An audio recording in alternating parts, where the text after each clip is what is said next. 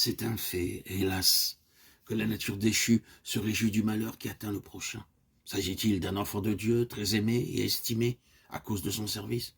Il se trouvera toujours autour de lui quelques âmes jalouses ou envieuses, même parmi les frères, pour se réjouir qu'il soit mis à l'écart. Oh, enfant de Dieu, pourquoi ne point te réjouir de ce qu'un autre est apprécié, recherché? Même si d'être laissé dans l'ombre t'humilie, ne peux-tu pas te réjouir de ce que Dieu envoie un autre que toi pour sauver des âmes? Qu'un autre soit appelé pour un service qui, autrefois, te fut confié. Ne peux-tu te glorifier du privilège de l'intercession, ce service caché au pied du trône de la grâce? Ou bien souffrirais-tu d'être jugé durement, toi qui as supporté le labeur et la chaleur du jour au service du Maître? Quelques jeunes ouvriers sans culture, même pleins de zèle, te méprisent peut-être, à cause d'un manque de bénédiction sur la vigne confiée à tes soins.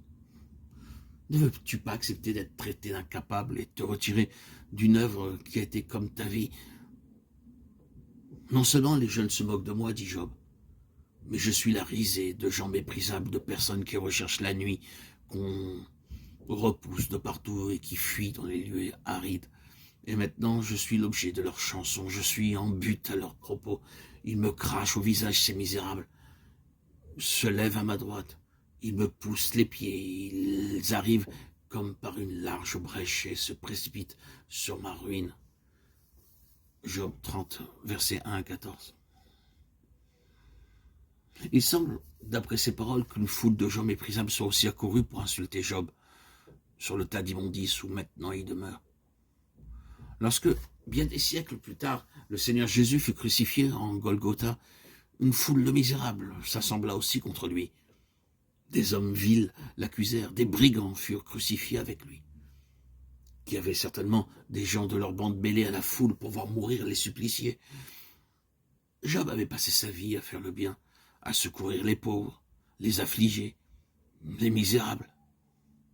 Maintenant, ceux-là même qu'il a secourus le considèrent avec horreur et l'injurie. Il est écrit du Christ au psaume 22, « Et moi, je suis un ver et non un homme, l'opprobre des hommes et le méprisé du peuple. Tous ceux qui me voient se moquent de moi, ils ouvrent la bouche et secouent la tête. Ils ont perdu toute retenue, dit Job. Ils poussent mes pieds, des chiens m'environnent, une bande de scélérats rôde autour de moi. » Est-il écrit du Seigneur, psaume 22, 16. Ma gloire est emportée comme par le vent, s'écrie Job. Tu connais mon opprobre, ma honte, mon ignominie, dit le Seigneur, psaume 69, 20. Mon âme s'épanche en mon sein, dit Job.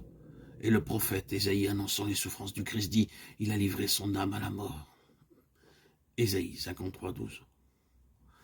Au cours de la nuit, mes os me transpercent. La douleur qui me ronge ne se donne aucun repos. Dieu m'a jeté dans la boue et je ressemble à la poussière et à la cendre. J'ai mis Job dans sa douleur. Ils ont percé mes mains et mon côté. Tu me réduis à la poussière de la mort. Psaume 22, 15, 16. Je crie vers toi et tu ne me réponds pas, dit Job, le cœur plein d'amertume, verset 20. Mon Dieu, je crie le jour et tu ne me réponds pas. Psaume 22, 2, 3. Mon Dieu, pourquoi m'as-tu abandonné, dit le Seigneur en Golgotha, celui qui fut frappé à notre place. Ainsi, nous retrouvons de nombreux traits de la tragédie du calvaire dans la terrible épreuve où Job fut plongé. La méchanceté relève la tête, il est abreuvé d'ignominie et de douleur. Mais pour lui, l'épreuve suprême et la cause de l'angoisse terrible qui le tenaille, c'est le silence de Dieu. Quoi ? Dieu voyait tout cela, Dieu savait, et il ne venait pas au secours de son serviteur. En pensant à cela, Job s'écrie, « Tu es devenu cruel pour moi. Tu m'anéantis au bruit de la tempête, car je le sais, tu me mènes à la mort.